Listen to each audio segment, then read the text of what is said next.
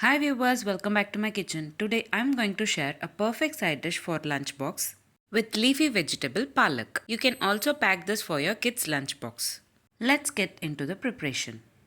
In a kadai, add 20 ml of oil and salt 2 medium sized onions finely chopped until they turn into golden brown color.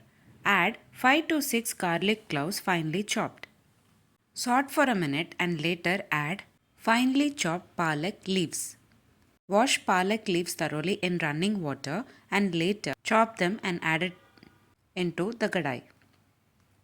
Saute for 2 to 3 minutes. Later add quarter spoon of salt and half spoon of pepper powder.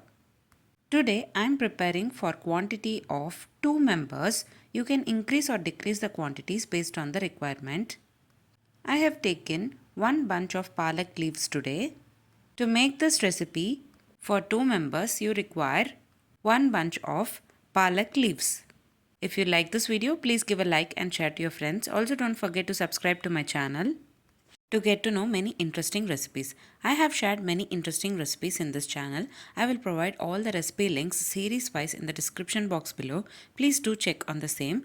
Let me meet you again in my upcoming interesting recipe. Thanks for watching.